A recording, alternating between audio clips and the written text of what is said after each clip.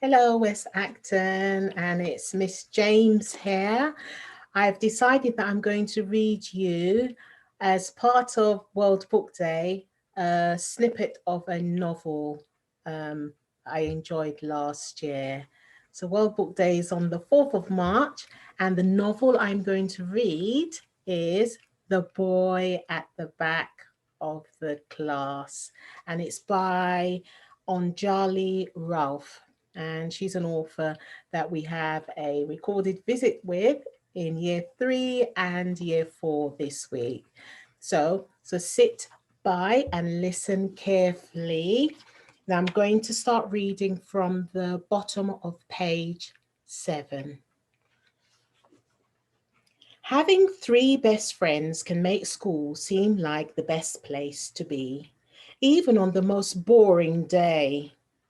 Although this year, school has become a whole lot more fun, and that's because of our new teacher, Mrs. Khan. Mrs. Khan has extra bouncy hair and always smells of strawberry jam, which is much better than smelling of old socks like Mr. Thompson used to do. She's new to our school and extra clever, much cleverer than Mr. Thompson ever was. And she gives us prizes on Fridays when we've all been good. No other teacher in our year does that. Mrs. Khan lets us do all sorts of interesting things that we have done but that we haven't done before. In the first week of school, she helped us to make musical instruments out of things we found in the school's recycling bin. And in the second week, she brought in a brand new comic book to read to us that wasn't even in the school library yet. Then on the third week, something happened that was so surprising and made everyone so curious that even Mrs. Khan couldn't make us focus on our lessons properly.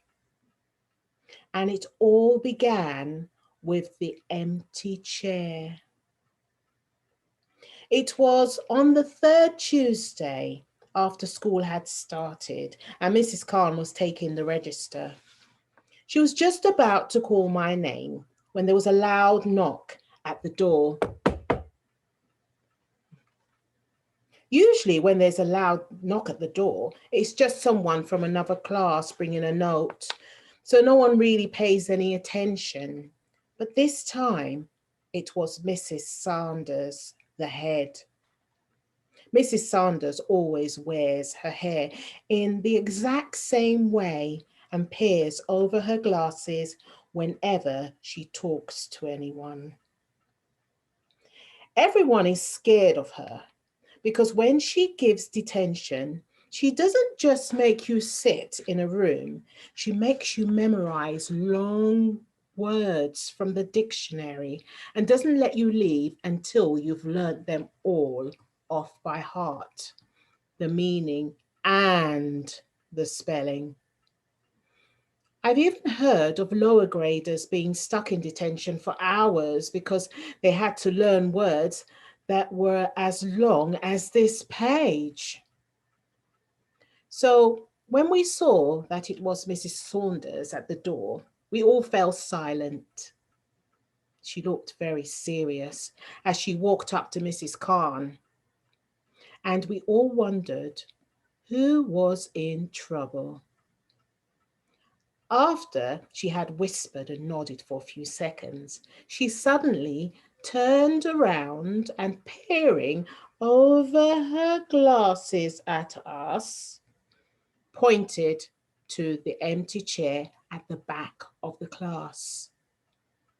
All of us turned around to have a look at the empty chair, and this was the chair.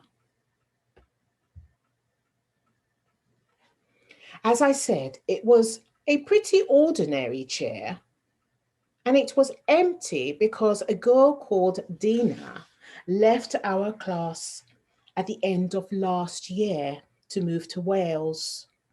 No one really missed her except her best friend Clarissa.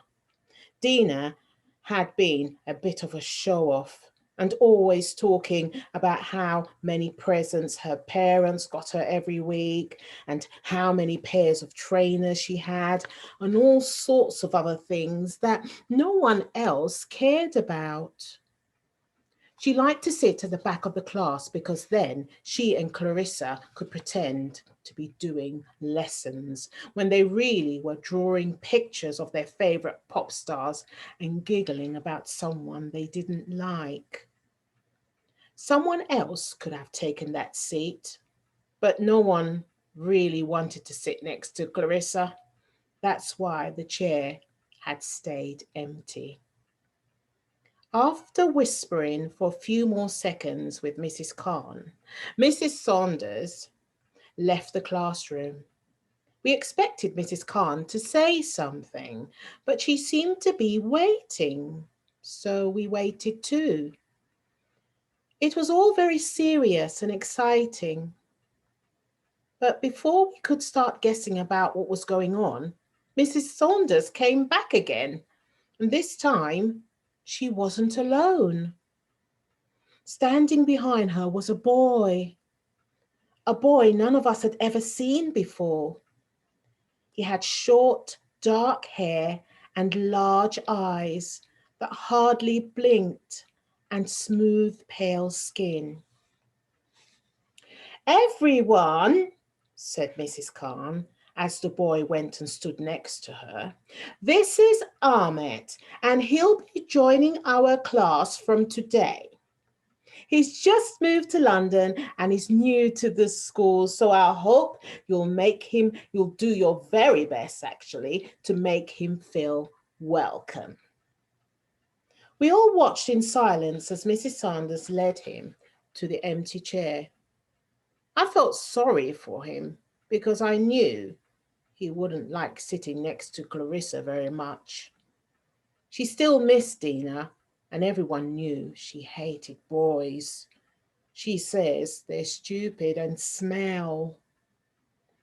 I think it must be one of the worst things in the world to be new to a place and have to sit with people you don't know, especially people that stare and scroll at you, like Clarissa was doing.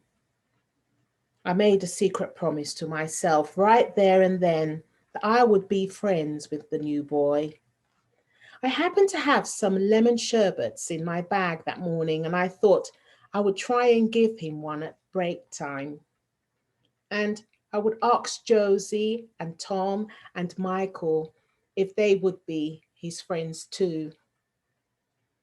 After all, having 4 friends would be much better than having none, especially for a boy who looked as scared and as sad as the one now sitting at the back of our class.